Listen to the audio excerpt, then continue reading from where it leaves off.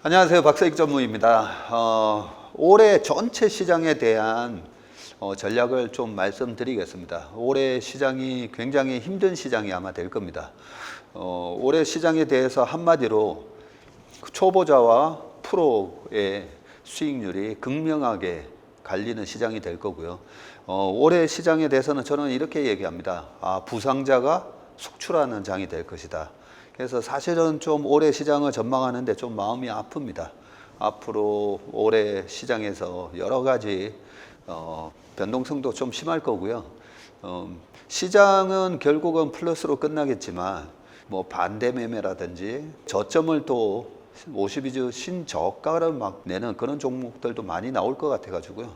그래서 조금 마음이 아프기도 한데, 그런 측면에서 우리 채슬리 TV 구독자 여러분들한테 큰 그림을 좀 먼저 말씀을 드리는 게 좋을 것 같아서 이렇게 긴급하게 설 특집으로 2024년 시장 전망 및 투자 전략이라고 해서 촬영을 하게 됐습니다. 자, 빠르게 한번 가보겠습니다.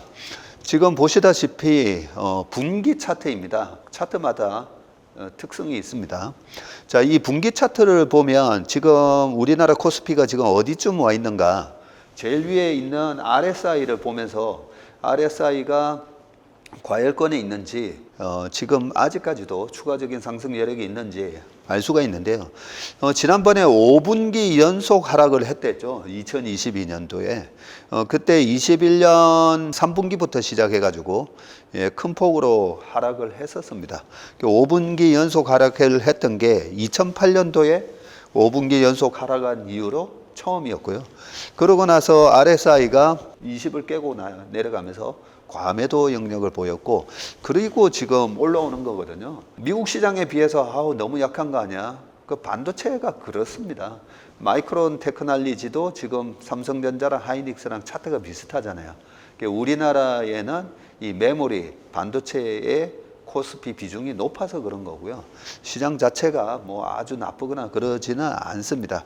그래서 분기 차트만 보더라도 아직까지 저 RSI가 과열로 가지 않았습니다.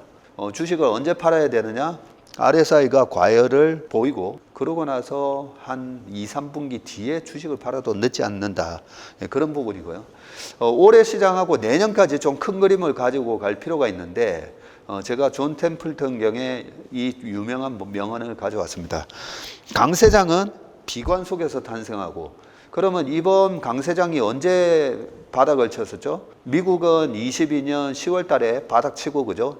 S&P 500이 3,500, 그리고 나스닥은 1,080. 야, 이거 뭐 7,000 갈 수도 있고, S&P 500은 거기서 또 20% 더 빠질 수 있다. 그런 아주 비관적이고 암울한 얘기가 막 난무했을 때 결국은 바닥을 쳤습니다. 그죠? 그러면서 강세장이 비관 속에서 탄생을 했고요. 그러면 23년, 24년은 뭐냐? 저는 회의 속에서 자란다고 생각합니다. 지금도 이거 너무 올라온 거 아니야? 지금 다시 한번 그 금리 인상에 의한 충격파가 경제에 이제 작동을 해서 올해는 경기가 정말 나빠질 수도 있는데, 뭐 이런 얘기 계속 합니다. 오히려 이런 얘기가 계속 나와서 다행이라고 생각합니다. 그래서 23년에서 24년 올해 말까지는요, 회의 속에서 꾸역꾸역 저는 장이 올라간다라고 생각을 하고 있습니다. 그리고 낙관 속에서 성숙해서 행복 속에서 죽는다라고 하잖아요. 이 낙관 속에서 성숙하는 장이 저는 25년이라고 봅니다. 오자가 달린 장에서는 그동안의 100년 역사에 한 번도 빠진 적이 없다고 우리 강한국 작가가 과거 데이터를 잘 얘기해 주셨는데, 내년 2025년 상당히 좋은 장이 될 거라고 생각합니다. 금리도 물가도 안정된 상황에서 기업들 실적은 되게 많이 나오는 그런 강세장이 25년이라고 생각하고요. 그런 여러 가지 좋은 데이터들이 나오면서 다시 또 투자자들이 전부 다 이제는 비관이 아니라 굉장히 낙관적이고 굉장히 강세론적인 그런 전망을 하면서 그렇게 행복 속에서 죽는 장이 저는 2026년이라고 생각합니다. 이렇게 큰 그림을 그려놓고 투자를 해야 중간중간에 출렁출렁일 때마다 내가 여기서 주식을 사야 되는지 아니면 팔아야 되는지에 대한 판단을 할 수가 있습니다. 자, 전체적으로 올해 시장에 대한 코스피 밴드는요, 2390에서 한 3091까지 가능하다고 생각하고요. 저 3000을 뚫는 거는 올해 연말 11월에서 12월로 넘어갈 때 연말 지수가 저는 저렇게 될 수도 있다라고 생각을 합니다. 그리고 연간 흐름은 나스닥이 먼저 강하게 올라가고 그 다음에 코스피가 따라가고 코스닥은 올해 10월 말까지는 계속 지지부진한 흐름을 보이다가 11월, 12월부터 좀 강하게 반등이 들어간다라고 생각합니다. 작년 12월 초까지 약간 개별주들의 짜증스러운 하락이 있었잖아요. 대주주 과세 요건에 의한. 그리고 연말 다 돼서 정부에서 대주주 과세 요건을 50억으로 상향 조정을 해주면서 이제 반등이 들어가기 시작했는데 그러고 나서 지금 중요한 펀더멘탈의 변화는 수출 좋게 나옵니다. 그죠? 무역 수지도 개선됐고요. 그리고 수출 상승을 이끄는 주요 섹터가 자동차, 반도체, 조선, 뭐 화장품 이런 것도 괜찮고 그리고 2019년 대비해서 우리나라에 들어오는 관광객이라든지 중국의 국제 여행과 관련된 그런 여행 인프라 노선이죠, 노선. 국제 항공 노선도 빠르게 회복이 되고 있고요. 그런 차원에서 우리나라에서 해외여행을 가는 그 비율도 보면 일본 같은 경우에는 2019년 대비 벌써 180% 회복을 했고요. 뭐 미국도 마찬가지입니다. 유럽이 지금 한 80%대 회복을 했고 중국이 50%밖에 노선 회복이 안 됐는데 이런 부분들이 빠르게 회복이 되면서 실질적으로 전체적으로 올해 시장이 나쁘지 않다라고 생각을 하고 있습니다. 그리고 2022년부터 시장을 억눌렀던 페드의 금리 인상이 멈췄죠. 멈추고 5월이냐 7월이냐 이러고 있는데 뭐 3월은 아닐 거고요. 그런데 5월보다는 저는 7월에 했으면 좋다라는 생각을 합니다.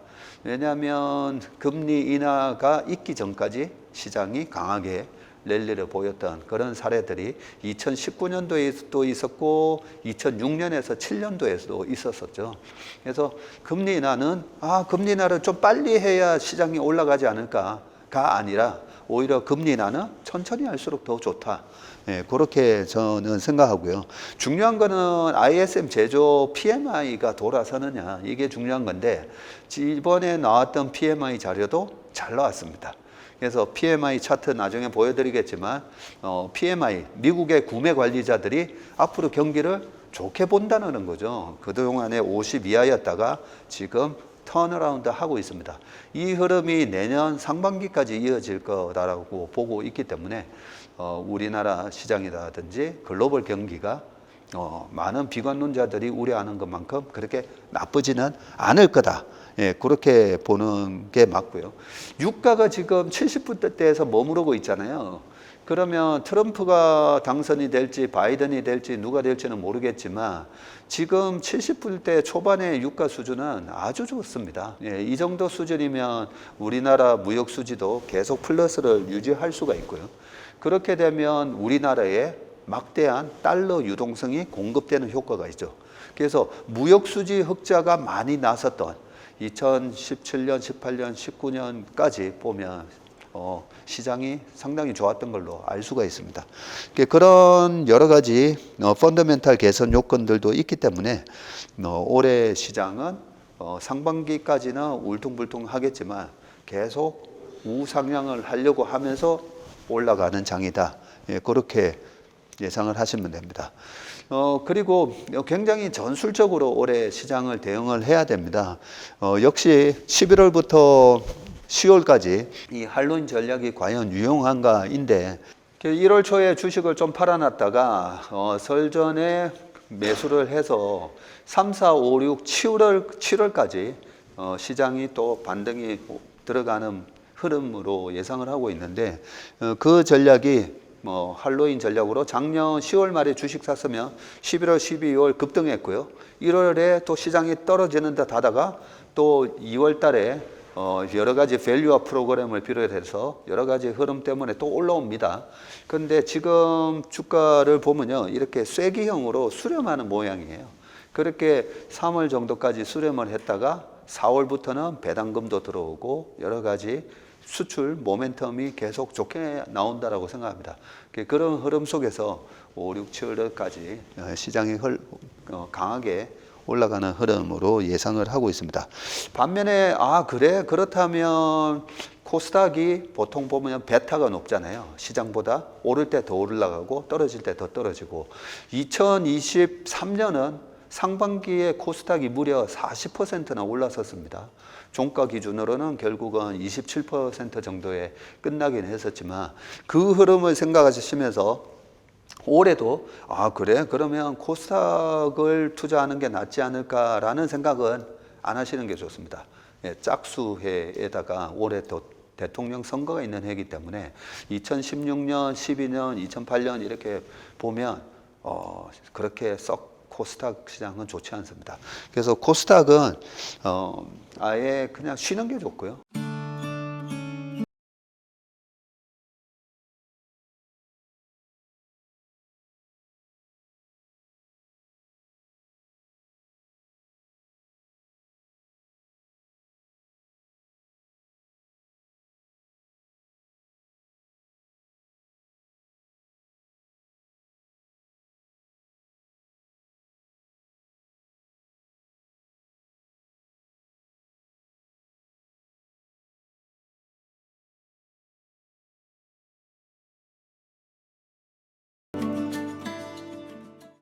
저는 늦어도 4월 말까지는 좀 정리를 했다가 그리고 10월 달에 다시 사는 전략이 좋다라고 생각을 하고 있습니다. 작년 연말에 골드만삭스에서 2024년 시장 전망에 대한 자료가 나왔는데 여기서 우리나라 시장에서 어떤 식으로 투자를 해야 되는지에 대한 힌트가 담겨져 있습니다. 골드만삭스나 JP모간의 이 전략 자료에 보면 지금은 선진국을 해야 되는지 아니면 이머징에다가 약간은 리스크 테이킹을 해야 되면서 이머징 마켓 주식을 사야 되는지 이런 큰 전략을 제시를 하는데요. 그 전략대로 시장이 많이 움직입니다. 자, 그런데 이 골드만삭스에서 시장에 대한 오버웨이트 아니면 마켓 뉴트럴 정도 아니면 언더웨이트 이렇게 나라별로 제시를 하고 있는데 자세히 보시면 오버웨이트 하라고 한 국가가 보면 마켓이 차이나 A 마켓. 중국 시장 지금 상당히 안 좋은데 중국 시장 여기서 더 올라가는 거 아닌가요? 그런데 골드만삭스에서는 차이나 A 마켓을 사라고 되어 있습니다. 그리고 일본, 태국, 그리고 한국이 있습니다. 그리고 마지막에 보면 인도가 있죠. 인도가 왜 좋은지는 바로 뒤에 이어서 말씀드리고, 그래서 한국 시장에 대해서 오버웨이트를 하라고 하는 경우는 글로벌하게 경기가 바닥치고 돌았을 때, 그럴 때 한국 시장에 대한 오버웨이트, 그리고 보통 섹터별로는 한국의 인터넷, 빅테크, 반도체 이런 식으로 오버웨이트 하라는 전략을 과거에도 2016년, 17년에도 그런 전략을 제시했었는데요. 지금 섹터별로도 보면 오버웨이트를 뭘 해야 되느냐? 인터넷, 세미스, 반도체, 그리고 하드웨어, 테크, 그리고 자동차. 올해 들어와서 자동차도 상당히 괜찮죠. 거기다가 도요타의 최근에 쇼크도 맞물리면서 상당히 자동차에 좋은 모멘텀이 지금 생기고 있습니다. 그리고 헬스케어 이렇게 되어 있거든요. 그래서 올해 시장에 대해서 전체적으로는 그동안에 한 4, 5년 쉬었던 바이오도 좀 돌아서고, 그리고 반도체의 상승이 좀 이어지고, 그런 와중에 가치주들도 좀 돌아서고 이런 생각을 하고 있는데 비슷한 전망을 제시를 하고 있습니다. 자, 그리고 요즘 한국 시장 짜증나서 못하겠다, 미국 시장 가자 하면서 미장으로 많이 가시는 분들이 계신데 미국 시장에 대한 전망도 간단하게 말씀드리겠습니다. 미장에서 돈 버셔도 됩니다. 올해 내년까지 괜찮습니다. 자, 미국의 S&P 500의 그동안에 1980년 이후부터 주가 상승률을 보시면요, 총 34번 상승을 했어요. 34번 상승을 하고 10번밖에 하락을 안 했기 때문에 확률적으로 77% 확률로 올해 시장도 올라갈 확률이 높습니다. 그래서 1월 초에 미국 시장이 이렇게 좀 조정을 받았을 때 다들 이제 쌍봉 치고 떨어지는 거 아니냐, 이런 우려의 목소리들도 있었지만 제가 요 차트 딱 보여드리면서 올해 미국 시장은 올라갈 확률이 훨씬 높다는 거고요. 자, 그리고 자세히 보시면 이 빨간색으로 표시된 하락을 보면 2008년도에 38%, 그리고 2001년, 2년도에 13, 23, 그리고 2000년 닷컴버블 깨졌을 때 그때 요 3년 연속 두 자릿수 하락을 했고요. 그 닷컴버블 때 깨지기 전에 수익률 보면 어마어마한 주가 상승이 있었습니다. 그런 거품이 해소되는 과정이었었는데 그 이후로 보면 2008년 금융위기를 제외하고는 2015년 0.73, 18년도에 마이너스 6, 그리고 재작년에 19.95 많이 빠졌어요. 많이 빠졌는데 그 다음 해 작년에 24.7% 올라갔다고 올해 다시 빠지느냐? 올해 다시 빠질 확률은 아주 낮습니다. 자, 그리고 장기적으로 미국 시장에 있어서 어느 정도 투자 포지션을 가져가시려고 하시는 분들한테 이 미국의 그 연령대별로 인구 구조를 보여주는 차트입니다. 이 인구 구조를 보시면 25세에서 지금 26세, 27세 제일 많이 올라와 있는 저 빨간색 있잖아요.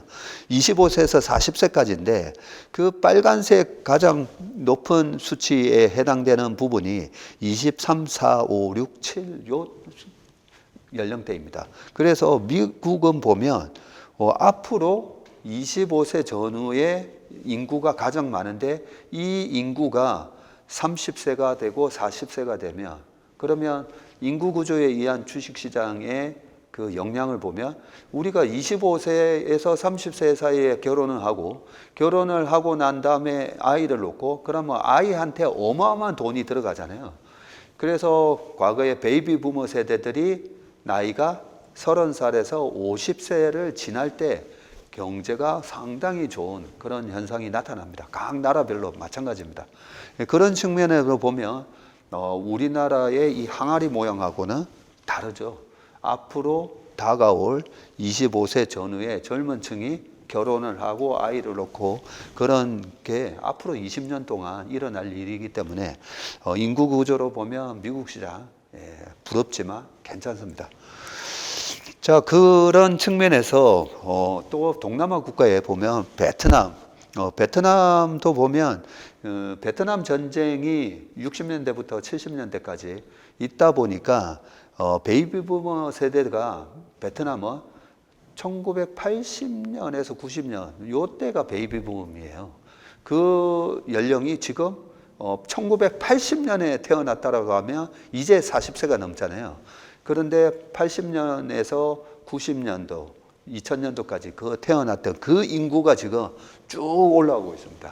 그래서 베트남이 상당히 괜찮은데 요 왼쪽을 보면 요게 우리나라 항아리처럼 돼 있는 그런 모습이죠. 대한민국하고 베트남의 인구 구조가 다르고 그리고 중국 최근에 중국에 대한 우리의 목소리가 많은데 실제로 중국도 보면요 항아리 모양이에요.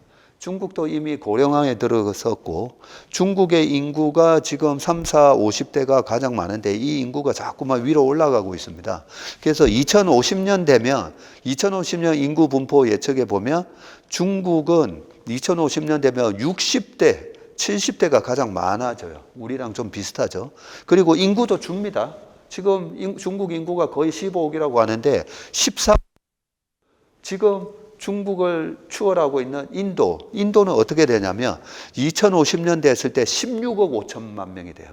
그럼에도 불구하고 2050년이 돼도 인도는 3, 40대가 여전히 전체 인구에서 가장 많은 그런 모습을 보이기 때문에 20년 전에 2001년 중국이 그때 당시에 WTO 국제무역기구에 가입을 하고 중국의 성장이 있었는데 거의 인도가 2000년 초에 중국의 모습을 거의 답습하지 않을까 그렇게 생각을 하고 있습니다. 그래서 최근에 보면 인도 ETF 몇 개 상장이 돼 있던데 잘 보셔야 될 것 같고요. S&P 500 같은 경우에 지난번에도 이 설명을 한 번씩 드렸는데 골든 크로스가 월봉상에서 5개월하고 20개월 이평에 대한 골든 크로스가 작년 6월 달쯤에 있었었는데요. 그러고 나서 과거에 골든 크로스가 일어났던 때를 보면 한 1년에서 1년 반 동안 시장 안 꺾입니다. 예, 그 사이에 5개월 이평선을 한번 깨는 듯한 조정은 있지만 20개월 이평선 안 깨고 올라갑니다. 그래서 지난 8, 9, 10월 달에 5개월 이평선 깨고 그리고 20개월 이평선도 살짝 깼었어요. 10월 달에 미국채 10년물 국채금리가 5% 찍었을 때. 그렇지만 결국은 다시 11월, 12월, 1월까지 양봉 내면서 올라가 버리지 않습니까? 그래서 미국 시장 S&P 500에 대한 스파이라든지 나스닥 QQQ 가지고 계신 분들은 조금 더 내년 상반기까지 홀딩 하셔도 된다. 예, 이렇게 생각드립니다. 미국 시장에서 매수 신호, 장기적으로 봤을 때 매수 신호는 언제냐면요. 일반인들이 아까 강 세장은 언제 탄생한다 했죠? 비관 속에서 탄생한다고 그랬죠. 그런데 일반인들만 그렇게 생각하는 게 아니고요. 미국의 펀드 매니저조차도 경기에 대한 기대치가 가장 낮을 때가 항상 바닥이었어요. 지금 아주 짙은 파란색으로 보이는 이 경기에 대한 기대치를 보시면 stronger economy 앞으로 12개월 동안 경제가 나아질 거다라고 예상하는 펀드 매니저의 비율이 20% 미만으로 내려갔을 때 98년 10월 저때 러시아의 국채 디폴트가 있었고 또 롱텀 캐피탈 매니지먼트가 파산을 했을 때 그리고 2001년 닷컴 버블이 깨졌을 때고 그리고 2006년 10월이라든지 그 외의 경우를 보면 저렇게 펀드 매니저들조차도 경기가 회복될 가능성이 낮은데라고 생각할 때 바닥을 칩니다. 자, 나스닥의 월별 투자 전략을 보시면 전체적으로 보면 5년 평균, 10년 평균, 26년 평균을 밑에다가 정리를 해놨는데 보면 9월 달은 5년, 10년, 26년 전부 파란색이에요. 그래서 미국 시장의 100년 역사에 유일하게 마이너스 나는 해가 9월입니다. 그런데 25년 평균으로 보면 2월 달도 마이너스가 납니다. 그리고 5년 평균으로 봐도 2월 달이 마이너스예요. 그런데 5년 평균으로 봤을 때 9월은 마이너스 5.4인데 2월은 마이너스 1.8이니까 그렇게 깊은 조정은 아닙니다. 그래서 이번 2월 달에 그동안에 11월, 12월, 1월 동안 강하게 올라왔기 때문에 얼마든지 미국 시장에 조정은 있다. 하지만 3, 4, 5, 6, 7 가면서 시장은 다시 또 올라간다.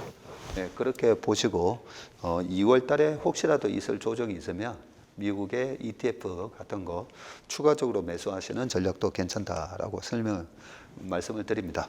자, 전 세계에 경기 매크로 관련된 여러 가지 지표들 많잖아요. 그 중에서 저는 유일하게 가장 중요하다고 보는 지표가 바로 이 ISM 제조 PMI. 두 번째, 한국의 수출입 증감률. 그리고 중국의 경기에 우리는 영향을 많이 받기 때문에 중국, 차이나, PPI. 요 세 개가 제일 중요하다고 말씀드렸는데 물론 금리는 당연히 중요하고요. 지금 보시면 ISM 제조 PMI도 보면 이 사이클이 있습니다. 이 사이클 때문에 이 경기 사이클에 의해서 PMI가 저렇게 올랐다 내렸다 하는데 지금 2021년도에 한 5, 6월 달에 피크아웃 치고 나서 쭉 빠졌죠. 쭉 빠졌다가 지금 올라오고 있어요. 그래서 올라오는 추이를 자세히 보시면 이번 2월 2일 날 발표됐었던 1월 PMI도 예측치가 47.2였는데 49.1 나왔죠. 전달에 47.4가 나왔던 것보다는 훨씬 높게 나오고 있습니다. 그래서 PMI가 지금 이렇게 돌고 있어요. 저 PMI가 계속 올라가잖아요. 올라가면 우리나라 코스피 나쁘지 않습니다. 자, 그렇게 PMI가 돌 때는 여기 LG 노텍이나 삼성전기나 보면 다 뭐 애플의 아이폰에도 납품하고 그죠? 반도체에 들어가는 MLCC부터 콘덴서 등 여러 가지 전장에도 들어가고 이런 것들이 이 PMI와 굉장히 연동돼서 이 주가들이 움직인다는 걸 알 수가 있습니다. 그죠? 그리고 이 PMI가 돌잖아요. 그러면 미국에서 구매 관리자가 주문을 늘리고 고용을 하고 뭐 이런 상황이면 그 세계 공장 역할을 아직까지 중국이 하고 있잖아요. 중국, PPI가 돌게 돼 있습니다. 그리고 한국의 수출이 당연히 늘어나게 돼 있습니다. 그런 차원에서 2016년도에 PMI가 돌 때 PPI도 따라 올라옵니다. 그리고 지금도 마찬가지로 중국의 PPI가 마이너스 5% 이상 찍었다가 바닥에서 이렇게 올라오는 모습이 나오고 있습니다. 이럴 때는 반도체는 같이 올라가나? 어떻게 되지? 당연하죠. 반도체도 2016년도에 PMI 돌 때, 그리고 2020년 코로나 이후에도 뭐 말들 많았었지만 결국은 돌아서고, 오른쪽에 보시는 대만 가권지수. 대만 가권지수에서 가장 시총이 큰 주식은 아시다시피 TSMC죠. 예, TSMC는 뭐죠? 미국의 빅테크 기업들의 칩을 만들어주는 회사잖아요. 그런 파운드리 역시도 저렇게 돌게 되어 있습니다. 이런 흐름 속이고요. 자, 여기서 지금 우리나라 시장에서 왔다 갔다 하는 이 변동성, 그리고 환율 1330원에서 왜 바로 안 떨어지지? 안 떨어지는 이유 중에 하나가 바로 이 미국채 금리거든요. 미국 10년물 국채 금리는 우리가 교과서에서 리스크 프리 에셋이라고 합니다. 위험이 없는 자산인데, 4%나 줘. 이것 때문에 부동산, 주식 모두 영향을 받습니다. 그런데 이 10년물 국채금리가 지난 10월 달에 고점을 치고 나서 지금 장대 음봉이 2개 나오면서 5개월 이평을 일단 깼어요. 깨고 지금 20년 이평이 3.8에서 왔다 갔다 하고 있는데, 이 5개월 이평하고 20개월 이평 사이에서 10년물이 왔다 갔다 하고 있고요. 그러다 보니까 우리나라 시장도 2,400에서 2,600 왔다가 또 떨어졌다가 지금 이러고 있는데, 10년물 국채금리의 눈치를 보고 있다라고 보시면 됩니다. 그러면 지금 10년물 국채금리의 차트로 봤을 때 지금 모습은 어떤 모습인가라고 보면, 마치 2018년 연말에 나왔던 장대 음봉 2개와 20개월 이평선에서 한 3개월 왔다 갔다 하다가 그러고 나서 다시 떨어지는 그런 모습하고 저는 거의 비슷하게 나타나지 않을까 싶은데, 바로 위에 두 번째에 있는 게 MACD 오실레이터고요. 이 오실레이터가 추세 지표잖아요. 이 MACD 오실레이터가 2018년 연말에 나왔던 것처럼 음으로 전환해야 되는데 드디어 음으로 전환을 했었습니다. 지난 23년도에 저렇게 한번 금리가 3.5를 깼을 때 저는 저때 음으로 전환하나 했더니 전환을 안 하고 다시 반등이 들어갔었어요. 왜냐하면 미 정부에서 채권 발행을 왕창 늘렸었죠. 그러면서 금리가 튀면서 추세가 하락 전환 추세를 만들지 못했는데, 드디어 MACD 오실레이터가 음으로 전환하면서 하락 추세에 들어갔다, 그렇게 봐집니다. 이런 모습 속에 하반기가 되면 될수록 금리도 떨어지는 속도가 가파르게 나올 거기 때문에 시장이 결코 나쁘지 않은 시장이다. 장기 차트로 봐도 결국은 장기 금리 차트도 우하향입니다. 그리고 지금 파란색 선으로 보이는 게 미정부 부채죠. 미정부 부채가 지금 32조 달러가 넘기 때문에 우리나라 돈으로 4경이고요. 4경에 4% 한번 해보세요. 4경의 4%는 1600조 이자를 내야 돼요. 그럼 원금에다가 이자 1600조를 갚아야 되는데 금리를 무조건 떨어뜨려야 됩니다. 안 그러면 지금 저 4경이라는 돈이 원금과 이자가 만기가 돌아오잖아요. 그 만기가 돌아오면 또 새로 국채를 발행을 해서 그 돈을 내줘야 되는데, 지금 4%에서 계속 이 높은 금리에서 미국 정부가 채권을 발행을 하기를 원치 않을 거다는 거죠. 자, 그런 장기적인 그림도 금리는 떨어질 거다라고 보시면 되고요. 이 부분은 되게 중요한 얘기입니다. 시총 1위의 변화인데, 지금 마이크로소프트가 시총 1등 됐죠. 예, 우리 채슬리 모닝 브리프에서 벌써 한 석 달 전부터 시총 1위가 바뀔 것 같은데 그런 말씀을 드렸었고, 왜 바뀌냐면요, 기술적인 혁신을 가져오는 놈이 1등을 하게 돼 있습니다. 예전에 50년도에서 70년대 보세요. 자동차, 미국 자동차가 전 세계를 석권할 때죠. 그러니까 GM이 1등을 했었습니다. 그 다음에 PC 시대가 돌아오죠. 퍼스널 컴퓨터 시대가 돌아오니까 IBM이 또 1등을 해버리죠. 그러고 나서 나중에 마이크로소프트 잠시 그러다가 유가가 급등을 하니까 엑슨모빌이 또 1등을 한번 하지만 나중에는 2007년도에 아이폰이 나오고 2012년, 13년 넘어가면서부터 확실한 애플의 생태계를 만들 애플이 시가총액이 1등이 됐는데 이번에 마이크로소프트로 바뀌었고 저는 이 AI 모멘텀 때문에 애플에서 어떤 강력한 AI 툴을 만들지 않는다면 이번에 마이크로소프트의 시총 1등은 꽤 오래 갈 거다라고 생각을 하고 있습니다. 과거에 12년부터 2023년 9월 때까지의 미국의 시총 1등부터 10등까지의 차트이고요. 그리고 미국 기업을 자세히 보시면 이 미국의 핵심 우량 기업은 보면요. 영업이익률이 어마어마합니다. 지금 엔비디아가 시총 5위 안에 들어오면서 보면 영업이익률이 기가 막힌 영업이익률이 나오고 있죠. 그리고 다른 기업들도 마찬가지입니다. ASML도 영업이익률이 다 보면 19년부터 23, 30, 36, 30, 32, 33 핵심 우량 기업의 그 특징은 그리고 조건은 무조건 영업이익률이 높아야 됩니다. 자, 그리고 방금 LVMH 이런 그 루이비통 가방하고 헤네시 꼬냑 만들고 그 말고도 뭐 명품 브랜드 많죠. 그런 기업들도 보면 20% 이상의 높은 영업이익률을 유지합니다. 애플, 마이크로소프트, 알파벳, 엔비디아, 메타도 마찬가지고요. 최근에 발표된 이 영업이익률은 더 올라갔죠. 네, 그런 걸 보면서 우리가 핵심 우량 기업에 대한 기준이 뭔가를 알 수가 있습니다. 자, 테슬라는 최근에 조금 탈락하는 분위기였죠. 시가총액이 지금 8등까지 막 이렇게 떨어지고 있는데 테슬라의 차트 분석을 해보면요. 고점 치고 저점 100불 갔다가 또 거의 300 왔다가 또 지금 180 왔다가 저는 이렇게 쐐기형 모양으로 수렴을 하고 있다고 보고요. 옆에 보시면 현대차와 테슬라의 영업이익률이 나오는데 영업이익률이 16.8% 갔다가 테슬라가 2023년 9.2로 뚝 떨어졌어요. 이 영업이익률을 회복하느냐 그걸 투자자는 확인하고 싶은 겁니다. 그러면 우리가 그래도 추정은 할 수 있잖아요. 테슬라가 가격을 인하하면서 계속 마켓 쉐어를 유지하려고 해요. 그러면 가격 인하하면서 영업이익률이 떨어졌는데 기존의 자동차처럼 영업이익률이 4%, 2%까지 떨어지는 거 아닌가? 걱정할 수가 있는데 차가 많이 팔리면 많이 팔릴수록 우리가 애플의 서비스 매출에서 봤듯이 테슬라의 구독 모델이 계속 더 강화가 되면서 구독에서 발생하는 이익이 계속 커질 겁니다.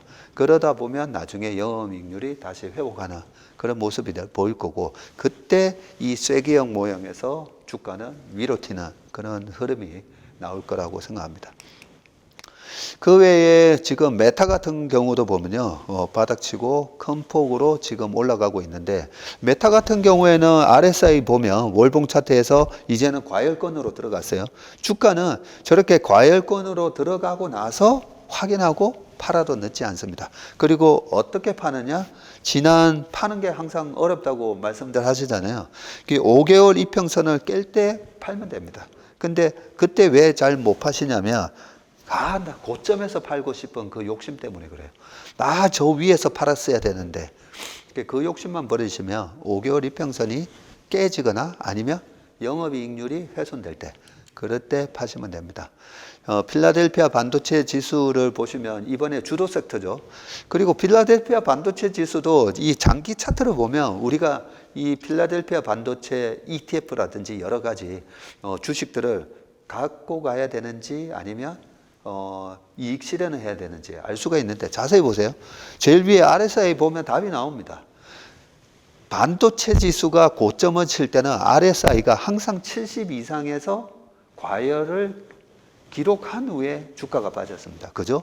과거 보시면 이렇게 1995년도에도 그랬고 97, 8년도에도 그랬고 2000년 닷컴 칠 때도 그랬고 RSI가 항상 보면 저렇게 다 과열을 기록하고 나서 빠집니다. 지난 2015년도에도 그랬고 코로나 때도 마찬가지죠. 자, 그렇기 때문에 지금은 RSI가 겨우 65 정도 기록을 하고 있어요. 저런 상황이기 때문에 RSI가 70 이상을 기록하고 난 이후에 주식을 우리가 팔아도 되는데 제가 봤을 때는 25년까지는 충분히 상승 추세가 유지된다라고 생각하고 있습니다. 핵심 우량 기업의 같은 경우에는 연봉 차트를 보면 이게 왼쪽이 마이크로소프트고 오른쪽은 애플입니다. 애플은 신제품 나올 때마다 이번에 신제품이 성공할까 못할까 이런 거에 대한 노이즈 때문에 주가가 왔다 갔다 하기도 합니다. 마이너스 나기도 한데. 그런데 마이크로소프트 보면 계속 연봉이 22년 금리에 의한 스트레스를 받았던 경우를 제외하고는 계속 5년 이평선을 타고 올라가죠. 이게 핵심 우량 기업의 특징이고 초심자들, 초보자들 같은 경우에는 이런 핵심 우량 기업은 트레이딩보다는 트레이딩에 자신이 없으면 그냥 바이 앤 홀드 하셔도 됩니다. 그리고 다른 핵심 우량 기업은 다우 30에 들어가 있는 유나이티드 헬스그룹 보면 22년도에도 마이너스 안 났어요. 이 주식을 보시면 계속 올라가죠. 그래서 중간중간에 우리가 모르던 어떤 쇼크가 나왔을 때 내가 미국 주식 좀 사고 싶었는데 뭘 사지 했을 때 제일 먼저 보셔야 될 게 이 유나이티드 헬스그룹이라고 볼 수가 있고요. 스타벅스 보면 여전히 강력한 이 브랜드 파워가 있기 때문에 한 번씩 5개월 이평선을 깨는 조정이 있습니다. 있는데 다시 회복되고 최근에 5개월 이평선을 이렇게 깨는 모습이 보이는데 특별하게 스타벅스의 이 브랜드 파워를 위협하는 뭔가 없다면 또 5개월 이평선에서는 모아가는 전략을 쓸 수 있는 주식이라고 생각합니다. 그 외에 코카콜라, 블랙락 이런 주식 보시면 되고 약간 이제 초보자 단계에서 그래도 비쌀 때 한번 팔아보고 싶은데 이런 생각을 하시는 분들은 이 연봉 차트에서 볼린저 밴드를 설정하셔서 볼린저 밴드 상단에서는 한 번씩 팔아주는 전략을 쓰는 것도 상당히 재밌는 투자가 될 것입니다. 자, 국내 주식시장에 대해서 서머리를 하고 마치도록 하겠습니다. 작년 시장 보시면 작년에는 코스피가 이렇게 조금 아주 시원하게는 못 올라가고 올랐다가 내렸다가 올랐다가 내렸다가 하다가 10월 말에 바닥 찍고 지금 강하게 올라오는 모습으로 끝나면서 18.7% 상승을 했었고요. 그리고 코스닥 같은 경우가 상당히 강한 흐름을 보였지만 좀 차이가 있습니다. 코스피는 좀 전에 보시면요. 코스피는 작년 고점이었던 2668을 이번에 1월 2일 날 뚫고 끝났었거든요. 뚫고 끝났었는데 코스닥은 보면 지난 고점 7월에 기록했던 고점 956에 근처도 못 가고 그러고 나서 870에서 다시 또 조정을 받는 이런 모습을 보였기 때문에 지금 보면 확실히 작년 4분기부터는 코스닥의 상승세보다는 코스피의 상승세가 조금 더 강해졌다라는 걸 알 수가 있고 이 시장의 색깔이 좀 변했다라고 볼 수가 있고요. 우리가 이 차트에 강해서 또 여러 번 말씀드렸죠. 언제든지 이 딥이 있었을 때 강력하게 내가 가지고 있는 돈을 올인해야 되는 거는 10년 이평선이라고 말씀을 드렸습니다. 그래서 10년 이평선에 대해서 우리가 외우고 있어야 돼요. 그러면 10년 이평선이 지금 보시는 분홍색 점선인데 이 점선도 계속 우상향하고 있죠. 10년의 평균치이기 때문에. 그러면 작년에는 10년 이평선이 어디를 지나고 있었느냐? 2297이에요. 그러면 1월 달에 2180 찍었고 또 10월 달에 2277 찍었을 때 10년 이평선을 깼으니까 10년 이평선을 깼으니까 그때 눈 감고 샀어야 되죠. 그죠? 네, 그러면 지금 2024년 기준으로 10년 이평선은 어디를 지나가고 있느냐? 2335를 지나가고 있습니다. 그래서 2335 근처에 올해 저 지수대에서 주식을 살 기회를 줄지 안 줄지 모릅니다. 그럼 뭐 누가 알겠습니까? 전혀 생각지 못했던 코로나가 됐던 뭐 9.12 테러가 됐던 이런 거를 맞출 수는 없잖아요. 그랬을 때 우리가 어디서 그래도 풀 베팅을 해야 되는지는 머릿속에 기억을 하셔야 됩니다. 자, 웬만하면 코스닥 제가 하지 마시라고 아까 말씀을 드렸었는데 홀수에 돈 벌고 짝수에는 지켜라 라는 부분이고요. 지금 제일 오른쪽에 보시면 코스닥의 짝수년도의 평균 수익률이 마이너스 17.5예요. 작년에 뭐 시장이 재작년 연말하고 작년 초에 시장이 되게 비관적이었잖아요. 작년 3월 달에는 미국 지방은행 사태도 터졌었고 그 비관 속에서도 코스닥이 홀수의 평균 수익률이 40%였기 때문에 결국 코스닥이 상반기에 40.8% 올라갔었잖아요. 예, 그런 것처럼 이 퀀터적인 분석이 되게 중요합니다. 그런데 올해는 짝수년도에 보면 1998년부터 짝수년도에 플러스 난 해는 딱 두 번밖에 없습니다. 2014년 그리고 2020년인데 와 2020년에 44%나 올랐는데요. 근데 저때 코로나 터지면서 2020년 3월 달에 마이너스 37% 기록합니다. 그렇게 한번 빠졌다가 올라온 거예요. 그래서 짝수년도는 항상 좀 조심을 해야 된다. 예, 그렇게 말씀을 드리고 트럼프가 대통령이 됐던 2016년에 대한 그림을 우리가 머릿속에 좀 딱 기억을 할 필요가 있습니다. 2016년 2월 달에 시장이 한번 또 출렁거립니다. 출렁거렸다가 올라오고 이때 당시에 홍콩 ELS가 작살이 났을 때예요. 와, 중국의 그림자 금융이 터지는 거 아니냐? 그때도 지금하고 되게 비슷하게 중국에 대한 그런 여러 가지 안 좋은 얘기가 많았었는데 아까 뭐였죠? 2016년도에 ISM 제조 PMI가 돌아섰죠. 그러면서 우리 시장이 이렇게 올라옵니다. 올라오는데 2016년 6월 달에 영국이 갑자기 EU를 탈퇴한다고 그러네요. 그러면서 선거를 했는데 에이 설마 탈퇴하겠어? 찬성해버린 거예요. 그러면서 저렇게 장대 음봉이 나왔고 그 다음에 올라옵니다. 그래서 저런 우리가 전혀 예상하지 못했던 일이 일어났을 때 어디서 주식을 사야 되느냐 그런 부분이 있어서 10년 이평선이라든지 이런 걸 잘 기억하셔야 되고 또 PBR 0.9라고 그랬죠. PBR 0.9가 얼마인가? 2520입니다. 그래서 이번에도 자주 그런 기회를 줍니다. 그런 기회를 줄 때마다 저번에 ETF 매매 전략 한번 올려놨었죠. 거기에서도 정 자신이 없으면 코스피 200, 코덱스 200이든 코덱스 레버리지도 괜찮아요. 0.9 이하에서는 코덱스 레버리지 샀다가 회복하면 팔아먹고 이런 전략이 가능하다는 거죠. 올해 시장에는. 예, 그러고 나서 2016년 11월 달에 트럼프가 당선이 되면서 또 시장이 저렇게 훅 빠졌다가 결국 올라옵니다. 자, 그런데 요 해에 코스닥을 보시면요. 코스닥 하락폭이 되게 가파릅니다. 가파르게 떨어졌다가 올라오다가 가파르게 떨어졌다가 올라오다가 2016년 10월 11일 달에는 저렇게 트럼프가 당선이 되고 오히려 더 빠졌다가 나중에 겨우 조금 올라오는데 전체적인 수익률로 보시면 2016년도에 코스닥이 마이너스 7.5로 끝나요. 근데 이때 당시에 코스피는 플러스 3.3으로 끝나거든요. 그래서 올해 대통령 특히나 트럼프 스트레스를 계속 받게 되기 때문에 우리가 좀 코스닥은 조심을 하자. 예, 그런 말씀을 드립니다. 코스닥의 과거에 2000년, 2004년, 2008년, 2012년 이게 모두 대통령 선거가 있었던 해인데 마이너스 폭이 마이너스 79, 마이너스 28, 마이너스 65, 마이너스 11, 마이너스 15.9 코로나 때 마이너스 37. 그러니까 언제든지 저렇게 크게 떨어질 가능성이 있기 때문에 올해 무조건 코스닥은 마이너스 10% 이상 하락 조정이 있을 수가 있기 때문에 좀 조심하자는 거죠.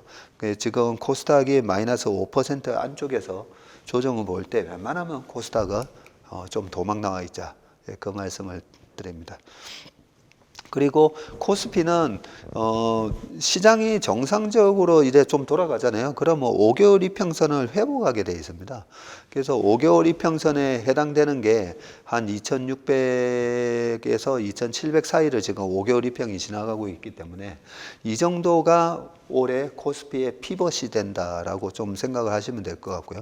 그리고 10년 이평을 언제든지 깰 때마다 2400을 깰 때마다 매수 전략을 들어가면 됩니다. 지금 아까 봤던 차트랑 여기서 10년 이평이 좀 달라졌는데 최근에 업데이트 했던 내용이요. 요거는 지난 12월에 업데이트 한 거고 지금 1월 달에 업데이트한 내용에 따르면 2397을 지나가고 있습니다. 그래서 2400이 10년 이평이다. 예, 그렇게 기억을 하시면 될 것 같습니다. 그래서 올해 전체적인 시장 범위가 3090일까지라고 말씀드렸는데, 예, 올해는 플러스 한 16%까지도 언제든지 올라갈 수 있다. 거기다가 이제 밸류와 프로그램이 작동을 하고 있고요. 10% 정도 올라가서 끝난다고 하면 2930입니다. 10%만 올라도 2930이에요. 올해 수출 증가율이 상당히 괜찮기 때문에 연말에 제가 생각하는 지수는 한 2930 정도로 끝나지 않을까 그런 생각을 하고 있습니다. 자, 여기서 이제 리스크 관리에 대해서 좀 말씀을 드리고 끝내도록 하겠습니다. 제가 삼성전자를 가져온 이유가 삼성전자 2021년 1월 달에 96,800원에 살 때 저렇게 위에 비석형 일봉이 나오거든요. 보면 이 주봉입니다. 비석형 주봉이 나오는데, 그러고 옆으로 기다가 떨어지다가 연말에 다시 8만 원 회복했다가 그러고 나서 쭉 빠져버렸었잖아요. 대부분이 대중들의 쏠림에 의해서 오버슈팅이 나왔다가 떨어질 때는 저렇게 비석형이 나오는 경우가 많습니다. 아무리 삼성전자를 할지라도 저렇게 개인의 오버슈팅 국면을 만들고 나다 보니까 이 85,000원대를 못 뚫고 지지부진하게 흐르다가 빠지는데, 21년 연말에는 마이크론 테크놀로지 같은 경우에는 강하게 반등이 들어갔었거든요. 근데 삼성전자만 저렇게 못 간 이유가 여기서 개인 포모 현상에 올라탄 개인들이 너무 많았고요. 그 개인들의 매물 때문에, 뭐 개인뿐만 아닙니다. 저기서 올라탄 기관 투자가들 포함해서 그 매물이 잔뜩 쌓이다 보니까 못 뚫고 저렇게 무너진 겁니다. 자, 그러면 과거에 그렇게 포모 현상 나서 빠지는 주식의 패턴은 거의 비슷합니다. 그 매물이 쌓이기 때문에 매물 차트 지금 같이 해놨잖아요. 저 매물 차트에 쌓여 있는 저 매물 때문에 못 올라옵니다. 그렇기 때문에 이 코로나 백신이 개발되고 있는다는데요 하면서 저렇게 계속 질질질 흘러내려가는데도 코로나 치료제가 개발되면 저거 뚫고 올라가는 거 아닙니까? 라고 했었지만 치료제를 개발하든 백신이 개발되든 아무 상관이 없습니다. 수급이 꼬여버렸기 때문에. 그런 측면에서 작년에 개인의 포모 현상 때문에 주가가 오버슈팅 했던 기업들은 보통 보면 얼마 동안 조정을 받냐면요, 21년 초에 20년 연말에 기록했던 셀트리온 주가가 저 바닥을 기록한 게 23년 10월이에요. 꽤 21년, 22년, 23년 거의 2년 반이 지났었고요. 삼성전자도 1월 달에 21년 1월 달에 고점을 기록했다가 51,800원 저점을 기록한 게 22년 9월이거든요. 1년 8개월 걸렸어요. 그런 식으로 보면 작년 7월에 고점을 기록했던 주식은 일단은 최소한 1년 정도 이상 조정이 있을 수 있다라는 거죠. 그런 부분이고, S&P 500의 과거 금리를 첫 인하를 시작했던 2019년 전에 보면, 저는 웬만하면 올해 금리를 좀 늦게 인하를 해라라고 하는 이유 중에 하나도 2019년에 7월 달에 첫 금리 인하를 하기 전까지만 하더라도 저렇게 동결 구간에서 주가가 저렇게 강하게 올라갔었습니다. 올라갔다가 눌림목 주다가 또 올라가다가 첫 금리 인하했을 때는 이제 드디어 경기가 안 좋나? 이러면서 축 눌렸다가 그러고 다시 회복하죠. 왜냐하면 기업들 실적이 좋게 나오고 ISM 제조 PMI도 계속 올라오면서 아니야 경기 괜찮을 거야 라는 그런 게 반영이 되고요. 그러고 나서 두 번째 금리 인하, 세 번째 금리 인하를 할 때도 저렇게 주가가 강하게 반등이 들어갑니다. 반면에 뭐 항상 시장을 너무 낙관적으로만 볼 수는 없으니까 제 예상이 틀린다면 어떤 현상이 일어날 거다라고 보냐면요, 2006년에서 7년 조 때 넘어갈 때 글로벌 금융 위기가 오기 전에도 금리 인하를 하거든요. 저때 2006년 8월 달에 금리 동결하고 난 이후로 꽤 오래 기간 동안에 금리를 동결을 했다가 첫 금리 인하를 하던 2007년 9월, 11월, 12월 요 세 번 금리 인하를 할 때 차트를 잘 보시면 첫 금리 인하하고 반등이 들어갑니다. 근데 두 번째 금리 인하를 하고 반등이 약해요. 세 번째 금리 인하를 했는데도 오히려 저점을 깨버리죠. 예, 이게 바로 우리가 시장이 주는 메시지를 통해서 대응 전략을 가져가는 그런 다른 대응 전략을 가져가야 되는 부분인데, 만약에 이번에 세 번의 금리, 올해 세 번에서 다섯 번 금리 인하할 겁니다. 하는데 세 번째 금리 인하를 하는데 좀 전에 보셨던 2019년하고는 달리 2019년대는 세 번째 금리 인하하면서 전고점을 뚫죠. 그런데 2007년도에서 8년 넘어갈 때는 세 번째 금리 인하할 때 오히려 헤드앤숄더 모습으로 오히려 어깨가 나와버려요. 이럴 때는 잽싸게 도망 나야 된다. 이런 대응 전략을 가지고 계셔야 됩니다. 자, 수출 증감률이 ISM 제조 PMI랑 거의 비슷하게 지금 돌아서고 있어요. 그래서 지난 10월 달에 5.1, 11월에 7.7, 12월에도 5.1, 1월 달에도 수출 지표 좋게 나왔었습니다. 이런 부분하고 그리고 우리나라 코스피의 지금 차트랑 방금 보셨던 수출 증감률하고 보면 똑같습니다. 그죠? 똑같아요. 그래서 수출 증감률이 이렇게 돌아서는데 코스피가 다시 여기서 2300을 깨고 주저앉지는 않을 거다라는 거죠. 그리고 지금 2019년, 20년도에 무역수지 흑자가 굉장히 많이 나죠. 아니 코로나 상황인데 경기가 망가지는 거 아니야 했었는데 그때 당시에 보면 무역수지도 굉장히 좋습니다. 왜? 유가가 급락을 했었죠. 그런 부분에다가 수출도 좋아지다 보니까 수출 증감률하고 우리나라 코스피 오른쪽에 보시는 코스피랑 거의 똑같다라는 걸 지금 보여드리고 있고요. 2024년도에 이 전체 연간 수출 증감률은 당연히 플러스 나겠죠. 그리고 무역 수지도 당연히 플러스가 나는데 제가 내년 시장을 행복송에서 강 세장이 펼쳐진다라고 말씀을 드렸었는데 2025년이 되면요 어마어마한 무역수지 흑자에다가 여러 가지 지표들이 아마 좋게 나올 겁니다. 그런 부분들이 유가 하락이 가져온 가처분 소득 증가에다가 무역수지가 개선되면서 유동성 효과까지 그렇게 펼쳐지는 장이라고 보시면 되고 수출입, 수입 이제 동향을 보시고 지금 반도체가 강하게 올라오고 있습니다. 반도체의 고정 가격하고 스팟 가격을 우리가 확인할 수가 있거든요. 반도체 고정 가격하고 스팟 가격이 올해 4분기까지 계속 올라가는 걸로 나옵니다. 그렇다면 반도체 수출액이 계속 늘어날 거고 그렇다면 굳이 반도체를 갖다가 빨리 정리할 필요가 없는 거죠. 반도체 수출 증감률하고 하이닉스가 어떻게 움직이는지 그런 부분도 보여드렸고 미국의 세계 장비 회사가 있죠. 어플라이드 머티리얼하고 하이닉스랑은 연봉 차트로 보면 똑같이 움직인다. 그래서 미국의 반도체가 계속 좋은데 우리만 안 간다? 그러지는 않습니다. 계속 올라가고 이 반도체가 보면 하이닉스든 어플라이드 머티리얼이든 아니면 엔비디아든 반도체 관련된 기업들이 보면 다 우상향하잖아요.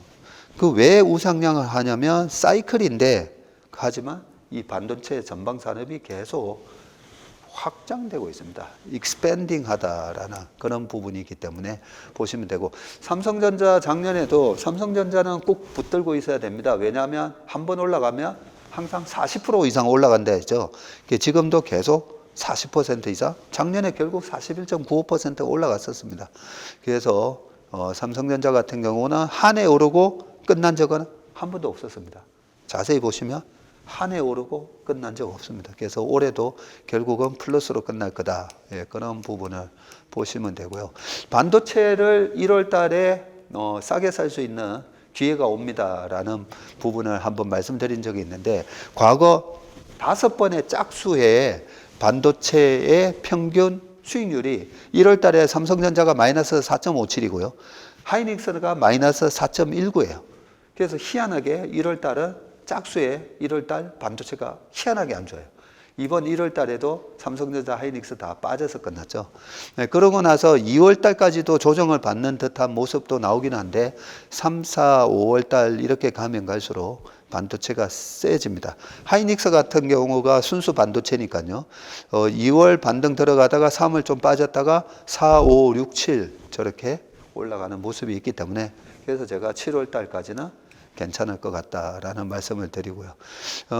그동안에 PBR 0.9 밑에서는 그렇게 강력하게 사라는 말씀을 드렸던 이유가 과거 20년 이상 보면요. PBR 0.9 밑에서 사서 터진 적이 한 번도 없습니다.